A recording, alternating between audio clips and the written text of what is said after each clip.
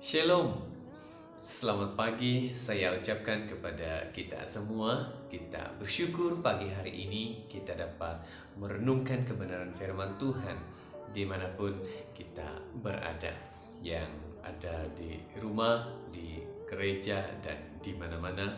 Pagi hari ini kita bersyukur kesempatan yang indah Tuhan berikan kepada kita. Sebelum itu, mari kita berdoa. Bapa di surga, kami bersyukur pagi hari ini Tuhan sekali lagi menyertai kami, mengurapi kami, sehingga kami mampu untuk merenungkan kebenaran firman Tuhan di dalam kehidupan kami Bapa. Saat pagi hari ini, Engkau terus membuka pintu hati kami untuk kami dapat mengerti, mengenal akan firman Tuhan. Haleluya Bapa di surga, berbicaralah Tuhan, berkaryalah Tuhan di dalam setiap kehidupan kami. Ini kerinduan kami Tuhan, selalu datang kepada-Mu. Haleluya, amin. Nah, saudaraku yang dikasihi Tuhan, pagi hari ini kita akan melihat kebenaran firman Tuhan di dalam Mazmur 38 ayat yang pertama sampai kepada ayat yang ke-23. Nah, di dalam pembacaan firman Tuhan ini, saya senang sekali mengajak kita melihat satu tema firman Tuhan yang cukup sederhana, yaitu bagaimana orang Kristen dapat beroleh anugerah baru untuk memperbaharui kehidupan rohani mereka. Nah, yang dapat menghalangi kita dalam menyatakan semua anugerah yang telah diberikan Allah bagi kita, dan khususnya setiap dosa dalam kehidupan kita yang tidak segera kita bersihkan akan menjadikan penyembahan kita sebagai satu beban yang sangat membosankan di dalam kehidupan kita.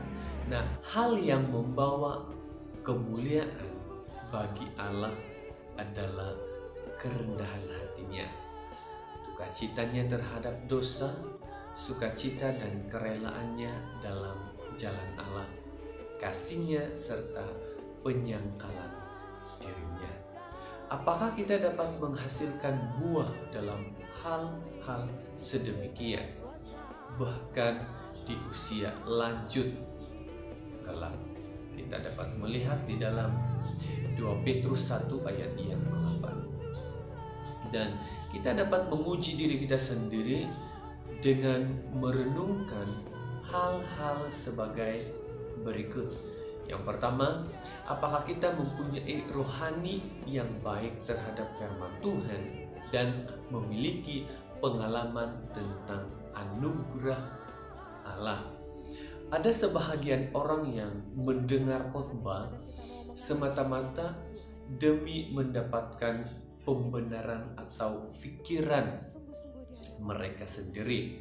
Sebahagian lainnya bertujuan untuk menghakimi si pengkhotbah.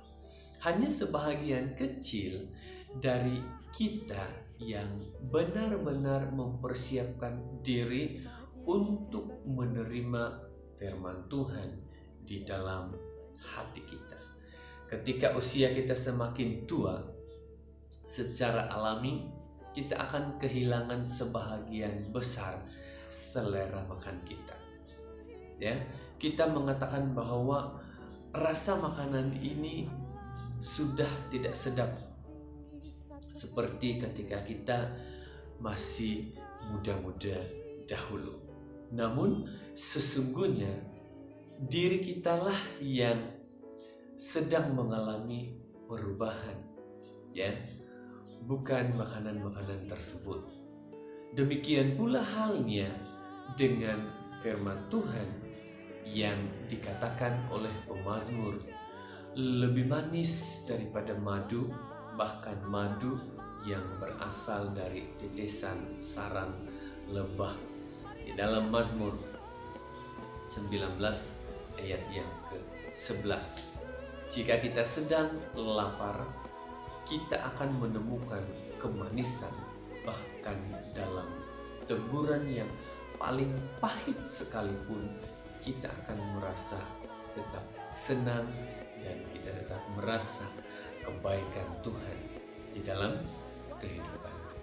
Kedua, apakah kita menjadikan agama sebagai pusat perhatian dalam kehidupan kita? Sebahagian besar kita, segala sesuatu boleh dilakukan dibandingkan satu hal mendasar, kesejahteraan rohani kita.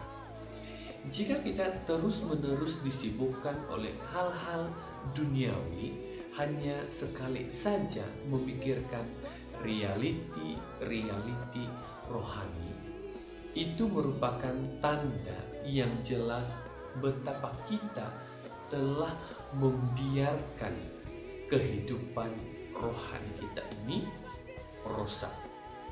Bila itu terjadi, kita akan kehilangan kasih terhadap sesama saudara seiman kita, dan kita pun tidak akan memiliki kerelaan untuk menjawab panggilan Allah yang mengajak kita untuk bertobat dan mengubah cara hidup kita di hadapan Tuhan.